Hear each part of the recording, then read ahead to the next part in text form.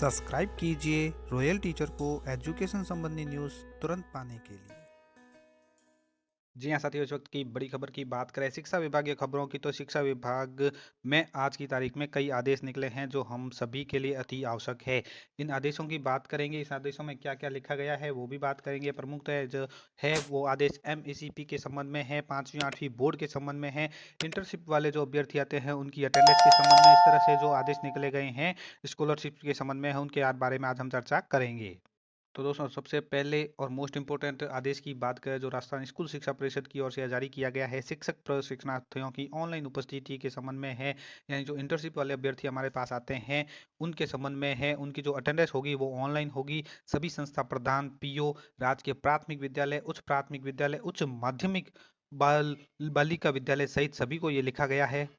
यहाँ पे जो बात बताई गई वो यह है कि चाहे DElEd, BElEd, BA, BEd, BSc, BEd, BA, MEd के भी जो शिक्षक प्रशिक्षण के लिए इंटर्नशिप कार्यक्रम हेतु दिशा निर्देश जो जारी किए गए हैं, इनमें बिंदु संख्या 3.7 के अंतर्गत शिक्षक प्रशिक्षणों की प्रति दिवसीय शाला दर्पण पोर्टल पर ऑनलाइन उपस्थिति दर्ज करने के निर्देश दिए गए हैं। यानी हमें अब उपस्थिति है वो ऑनलाइन दर्ज करनी है शाला दर्पण पे, इनकी भी जो हमारे पास इंटर्नशिप के लिए आ रहे हैं। इसके लिए शाला दर्पण पे इंटर्नशिप टैब मौजूद है, उसमें ये सुविधा भी दे दी गई है। तो विद्यालय में जो इंटर्नशिप में कार्य ग्रहण करने वाले सभी प्रशिक्षणार्थियों की प्रतिदिन ऑनलाइन उपस्थिति आपको दर्ज करनी है। किसी भी प्रशिक्षणार्थी की उपस्थिति अगले कार्य दिवस में ऑनलाइन किया जाना संभव नहीं होगा।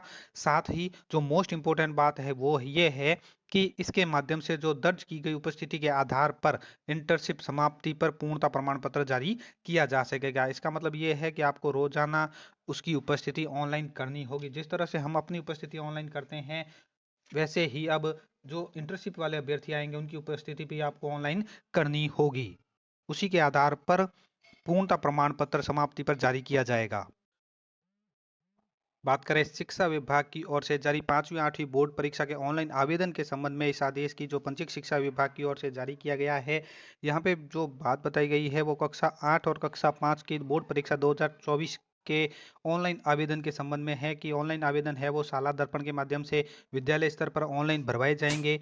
साथ ही और यह गत सत्र से अनुभव में आया है कि शाला दर्पण हो या फिर पीएसपी पोर्टल हो, विद्यालय स्तर पर जो विद्यार्थियों के डेटा अपडेशन में विभिन्न प्रकार की जो त्रुटियां पाई जाती है, जिसे आवेदन प्रक्रिया में अनेक प्रकार की समस्याओं का सामना करना पड़ता है, तो उससे पूर्व आपको उस बिंदुओं का ध्यान में रखना होगा जिससे कि ऑनलाइन आवेदन करते समय आपको किसी भी तरह की कोई भी दिक्कत नहीं हो। साथ ही विद्यार्थियों के लिए भविष्य का सवाल रहता है, तो इसके संबंध में भी कोई दिक्कत नहीं हो। ऑनलाइन आवेदन करने से पूर्व आप विद्यार्थियों के नाम, उनके माता पिता के नाम, जन्म तिथि आदि में किसी प्रकार की त्रुटि हो तो उसमें संशोधन करवा लें।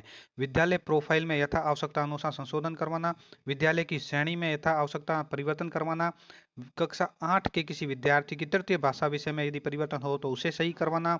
ऐसे राजकीय विद्यालय, निजी विद्यालय, मदरसा, उर्दू माध्यम के विद्यालय, संस्कृत विद्यालय एवं अन्य किसी प्रकार के विद्यालय जो विभाग से मान्यता प्राप्त है और वे पोर्टल पर रजिस्टर्ड नहीं है, तो उनसे संबंधित पोर्टल पर रजिस्ट्रेशन करवाना। और आरटी में प्रवेशित विद्यार्थियों की कक्षा में यदि अपडेशन नहीं हो रहा है तो उसे समय पर संपादित करवाना। ये आप सभी की जिम्मेदारी रहेगी।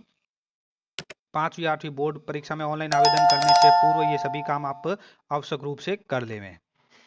दूसरी और बड़ी खबर की बात करें शिक्षा विभागीय खबर की ही, तो ये खबर दोस्तों एमएसीपी की ओर से है, जो जिला शिक्षा अधिकारी मुख्यालय प्रारंभिक शिक्षा जोधपुर के लिए आदेश निकाला गया है। हालांकि ये आदेश जोधपुर के लिए ही मान्य होगा, संपूर्ण राजस्थान में मान्य नहीं है, ये तो आप सभी जानते हैं, लेकिन एमएसीपी के संबंध में है तो उसके लिए हम आपको बताते हैं कि शिक्षा विभाग से संबंधित है, इसलिए आपको बताया जा रहा है।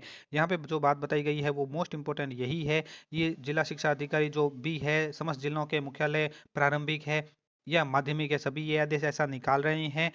और इसके नीचे जो मोस्ट इंपोर्टेंट लाइन है उसके बारे में हम बात करेंगे कि राजस्थान सिविल सेवा पुनरीक्षित वेतन नियम 2017 नियम 14 के बिंदु संख्या 2-3 के अनुसार 1 अप्रैल 2023 को अथवा इसके पश्चात एमईसीपी की देयता तिथि को इन कार्मिकों का पुनः वेतन निर्धारण L14 में संबंधित कार्यालय अध्यक्ष द्वारा किया जाएगा। अर्थात 1 अप्रैल 2023 को या इसके पश्चात जिसकी भी एमएसीपी दे होगी 2024, 25, 26 जब भी एसीपी दे होगी L14 में होगी और L14 में इस कार्यालय अध्यक्ष द्वारा ही इसका पुनर्निर्धारण किया जाएगा।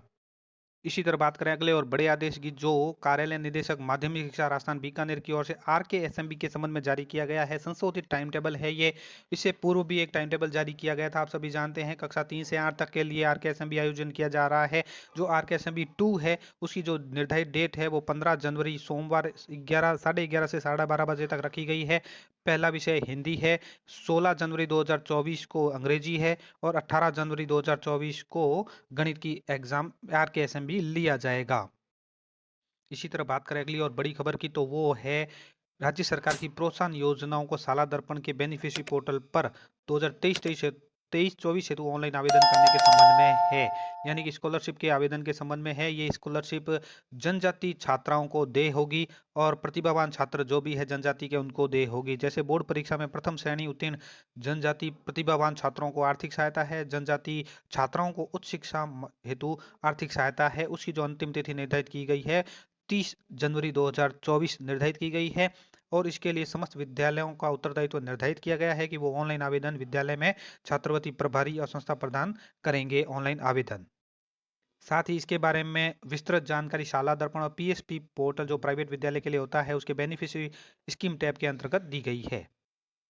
उम्मीद है साथियों ये वीडियो आपको पसंद आया होगा। शिक्षा विभाग से संबंधित और भी जानकारी के लिए वीडियो को अभी से कर दीजिए लाइक, शेयर और सब्सक्राइब, ताकि इस तरह की इन्फॉर्मेटिव वीडियो आप तक सबसे पहले पहुंचे। धन्यवाद साथियों।